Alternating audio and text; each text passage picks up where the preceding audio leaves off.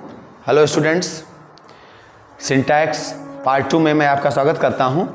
और कल हमने सिंटैक्स का थोड़ा सा परिचय किया था और आपको कुछ रूल्स लिखाए गए थे। आज उसी के आगे हम लोग पढ़ने वाले हैं। तो चलिए लेट्स स्टार्ट, देखते हैं। कल नंबर 2 तक आपने देखा हुआ था। आज नंबर 3 है रूल में, a is used before small diseases. अगर छोटी बीमारियां हों, डिजीज मतलब बीमारी होता है, अगर छोटी बीमारियां हों तो उसके पहले हम लोग ए लगाते हैं। जैसे मैंने यहाँ लिखा हुआ है, कफ है, कफ के पहले ए लगाया। कोल्ड है, ठंड किसी को है तो ए लगाया। हेडेक है, सिर दर्द है, ए लगाया। बैक एक है तो ए लगाया। पीठ में दर्द हुआ, फीवर, बुखार इत्यादि है तो ए लगाओगे। ट्रांसलेशन देख लेते हैं। Mohan had the fever last night. आपसे पेपर में ऐसे ही पूछ लेगा कि Mohan had the fever last night, तो आपको लगेगा नहीं, अरे तो सारा सही है, इसमें क्या गलती है। लेकिन मैंने आपको बताया क्या लिखा है, स्मॉल डिजीज के पहले ए आना चाहिए। जरा देखो, स्मॉल डिजीज है, इसके पहले क्या ए आया है? नहीं आया है, इसलिए इसकी जगह क्या लगाओगे? ए लगाओगे, फिर आपका सेंटेंस सही हो जाएगा। नहीं तो इधर आपको नहीं मालूम होगी, इसलिए आपको रूल को याद करना पड़ेगा। आगे देखते हैं। He is suffering from the cough. यहां भी वही बात आई, कफ है, कफ के पहले द आ गया तो ये गलत है ना, ये गलत है, तो इसकी जगह पर आप ए लगाओगे। अब आपका सेंटेंस सही हो गया। तो आप ये सेंटेंस दोबारा लिख सकते हो कि ही इज सफरिंग फ्रॉम ए कफ। तो ये है। आगे बढ़ते हैं और कहां लगाते हैं? Before a musical instrument. संगीत वाले जो यंत्र होते हैं उनके पहले ये लगाते हैं नॉट बीइंग प्लेड, जिनको बजाया ना जा रहा हो। किसी यंत्र का वर्णन किया गया, यंत्र के बारे में लिखा गया कोई सेंटेंस है, अगर उसमें यंत्र को बजाने का वर्णन नहीं है तो आप ए लगाओगे। जैसे सोहन बॉट द ड्रम। जरा देखो इधर आप फाइंड करिए, यहां पर ड्रम आया है, इंस्ट्रूमेंट है, इसके पहले द लगा हुआ है इस वाक्य में। इसका मतलब है कि यहां गलती है, क्योंकि बजाया तो जा नहीं रहा, सिर्फ लिखा है सोहन ने ड्रम को खरीदा है। ड्रम मतलब होता है ढोलक, नगाड़ा भी कहते हैं, तो इसको खरीद लिया। तो यहां पर क्या करोगे आप? ए करोगे, फिर आपका सेंटेंस सही हो जाएगा। My sister brought the new violin.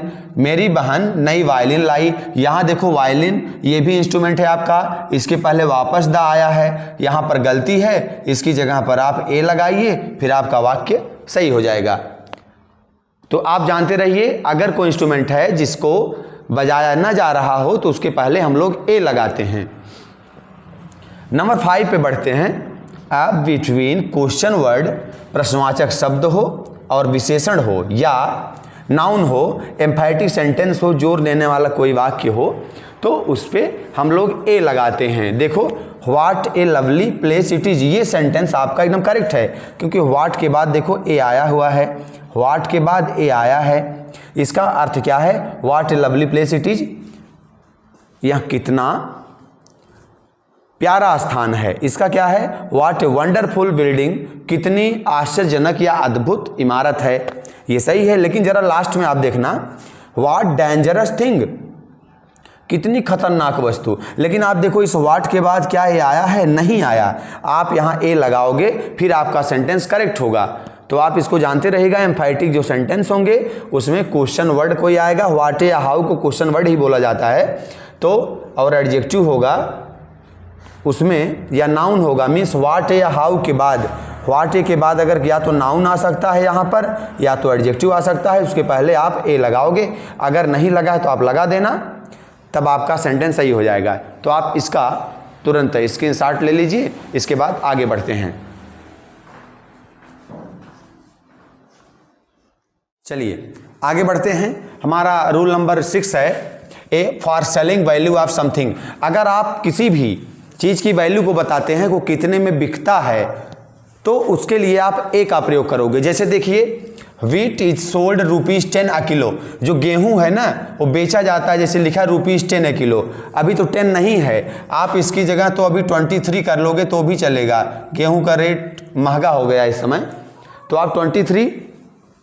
जरा देखो, गेहूं को 23 रुपये प्रति किलो बेचा जाता है, तो यहाँ वैल्यू बतानी थी ना कि 23 रुपये बताया जा रहा है, तो इसलिए ए का इस्तेमाल यहाँ किया गया है। पेट्रोल इज सोल्ड ₹98.65 लीटर प्रति लीटर, ये मान लीजिए दाम दिया तो इसके लिए ए का प्रयोग किया गया है। तो सेलिंग वैल्यू अगर कभी भी आपको बताना है किसी भी वस्तु का तो आप वहां पर ए का प्रयोग करेंगे, ना कि किसी अन्य आर्टिकल का। इसको ध्यान रखिएगा। बढ़ते हैं आगे। Before a verb used as a noun, अगर कोई वर्ब है उसका प्रयोग नाउन की तरह किया गया है तो आप ए लगाएंगे। जैसे they went for a walk, वे टहलने के लिए गए। देखिए वॉक है, ये आप नाउन की तरह इस्तेमाल किए हो, और जबकि वॉक का मतलब क्या, वॉकिंग, लेकिन आपने नाउन की तरह इस्तेमाल किया तो आपने ए का प्रयोग किया है। यहाँ पर भी वही है, वर्किंग की जगह वर्क का प्रयोग किया गया है, नाउन है, आपने ए का प्रयोग किया। तो सीधी बात क्या है कि आप ए का प्रयोग करोगे उस वर्ब के पहले जो कि नाउन की तरह प्रयोग किया जाता है। तो नाउन की तरह हमने प्रयोग किया, इसलिए यहाँ पर ए लगाया गया। For a walk, for a work, जो भी आपको लिखना हो तो इसलिए ए इसीलिए लगता है क्योंकि वो नाउन की तरह प्रयोग किया जाता है। नंबर 8 है आपका, ए इज यूज्ड, ए का प्रयोग किया जाता है। कब किया जाता है? व्हेन अनकाउंटेबल नाउन, जब अगणनीय संज्ञा इज यूज्ड एज काउंटेबल, उसको गणनीय के रूप में प्रयोग किया जाता है। जिनकी गिनती नहीं कर सकते हम, उनको ऐसे प्रयोग किया जाता है मानो कि हम उनको गिन सकते हों, काउंटेबल की तरह। तो नाउन को दो भागों में डिवाइड किया गया है, अनकाउंटेबल और countable. Uncountable that can not be counted and countable that can be counted. तो आप यहाँ देखिए यहाँ क्या लिखा है, bring me a glass of water. ये पानी को तो हम गिन नहीं सकते, वाटर को हम गिन नहीं सकते, लेकिन उसको यहाँ पर दर्शाया गया है कि एक ग्लास, पानी का एक ग्लास लाइए, उसको काउंटेबल बनाया गया। मीन्स था अनकाउंटेबल, इसको काउंटेबल बनाया, इसीलिए ए का इस्तेमाल किया गया है। जस्ट सी ए सारो, आप ही सिर्फ उसका दुख देखिए, तो सारो को तो गिन नहीं सकते हम, ये भी अनकाउंटेबल नाउन है, तो इसको काउंटेबल बनाने के लिए ए का इस्तेमाल किया गया। जैसे इन ए हरी हो गया कि मान लीजिए कि जल्दबाजी में कि ए नॉइस, शोर मचाना, ये सब लगा हुआ है, तो आप इसको भी देख लीजिएगा, ये भी इंपॉर्टेंट है कुछ। तो ये आप देख लीजिएगा, जहाँ ना समझ में आए वीडियो को पॉज करके दोबारा आप देखिएगा और स्क्रीनशॉट ले लीजिए, फिर आगे बढ़ते हैं। चलिए आगे बढ़ते हैं। आपका वो रूल तो पीछे मीन्स जो आप ए पढ़ रहे थे यूज ऑफ ए, वो तो फिनिश हो गया। अभी हम एन में आ गए हैं। एन देखिए कहाँ लगाते हैं। नंबर 1 है यूज्ड बिफोर ए वर्ड, उस शब्द से पहले एन का प्रयोग किया जाता है विथ फर्स्ट लेटर वावेल, जिसका पहला अक्षर वावेल हो, स्वर हो। जैसे अम्ब्रेला, जरा आप देखो अम्ब्रेला, कल आपको मैंने प्रोनाउंसिएशन बताया था कि अगर आ से अव तक आता है तो ए लगाते हैं। अम्ब्रेला को यू नहीं पढ़ रहे हैं ना, इसको आप पढ़ रहे हैं, इसलिए यहाँ पर एन का इस्तेमाल किया गया। एलिफेंट में भी ए पढ़ रहे हैं तो इसलिए एन लगाया हमने। इंक पार्ट में भी ई पढ़ा, ई से हम शुरू करते हैं आई को, इसलिए एन लगाया। और आटम, पतझड़, आ हमने कहा इसको ना, इसीलिए यहाँ पर भी एन आया है। तो प्रोनाउंसिएशन देख लीजिएगा, लेटर वावेल हो तो यहाँ before a word with first letter vowel, vowel आ रहा है, ऐसे भी ये वावेल है, और इसका प्रोनाउंसिएशन भी देख लीजिएगा साथ में। आगे बढ़ते हैं। सेकंड में used before a word with first letter consonant, उस शब्द से पहले भी हम लोग एन का प्रयोग करते हैं जिनमें फर्स्ट लेटर कॉन्सोनेंट हो, व्यंजन हो, लेकिन प्रोनाउंसिएटिंग एज वावेल, जिसका उच्चारण स्वर की तरह हो। जरा आप देखिएगा, कल का रूल आपका इसमें फॉलो करेगा। एन ऑनेस्ट बॉय, आप जरा बताओ, आप लोग हाँ लिखते हो क्या? हॉनेस्ट नहीं लिखते ना, हाँ गलत है, आप लिखते हो ऑनेस्ट, ऑनेस्ट लिखते हो आ से ना, मीन्स इस एच का प्रोनाउंसिएशन नहीं होता, ओ का होता है, इसीलिए यहाँ पर क्या लगाया गया? एन लगाया गया। और यहाँ पर भी ऐसे ऑनरेबल, ऑनरेबल है, जरा देखो आप, ऑनरेबल, न कि एच को पढ़ते हैं, ओ से शुरू करते हैं, एच साइलेंट है, इसके लिए एन लगाया। देखने में तो देखिए कॉन्सोनेंट है ना, लेकिन इनका उच्चारण कैसे हो रहा है? वावेल की तरह हो रहा है, वावेल की तरह हो रहा है, इसीलिए हम लोग एन लगा रहे हैं इसमें। An history book, history H पर जोर कम दिया जाता है तो आई पर, सेकंड लेटर पर हिस्ट्री, तो इसलिए यहाँ पर भी एन आएगा, आप जानते रहेगा, इंपॉर्टेंट है।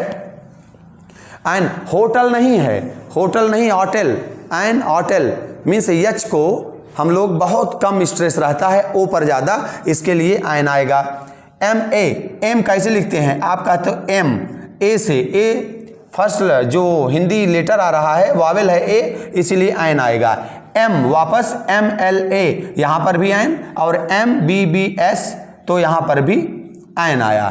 तो इसको आप जानिएगा, देखने में तो कॉन्सोनेंट लग रहा है, आपको लगेगा कि ए का प्रयोग यहाँ पर किया जाना चाहिए, but we have not to use a before these words. क्यों? क्योंकि इनके हिंदी में जब हम प्रोनाउंस करते हैं तो ये यहाँ पर वावेल की ध्वनि देते हैं, इसीलिए हम एन लगाएंगे। ये हमारा एन भी हो गया। इसके बाद हम बढ़ते हैं द की तरफ। तो इसमें सबसे पहला before the name of mountains, पर्वत के नाम से पहले रिटेन इन प्लूरल, जो बहुवचन में लिखे जाते हैं उनके पहले आपको द लगाना है, अन्यथा नहीं लगाना। जरा देखो, हिमालयाज बहुवचन में लिखा गया था है ना, हिमालयाज पूरा, तो यहाँ पर हमने द लगाया है, सही है आपका। और विंध्याज, यहाँ पर भी द लगेगा। आल्प्स में भी द लगेगा क्योंकि ये प्लूरल में लिखे गए हैं, लेकिन एवरेस्ट प्लूरल में नहीं लिखा गया, बॉम्बेश्वर प्लूरल में नहीं लिखा गया, इसलिए इनके पहले द का प्रयोग नहीं किया जाएगा। तो आज के लिए इतना ही, और उम्मीद करता हूँ आपको वीडियो पसंद आया होगा। आप इसको स्क्रीनशॉट ले लीजिए और जहाँ ना समझ में आया हो वो आप इसको दोबारा से आप देख सकते हो, और कमेंट बॉक्स में लिखिएगा जैसा भी आपका रिस्पांस हो, और मिलते हैं नेक्स्ट वीडियो में। Thanks for watching my channel.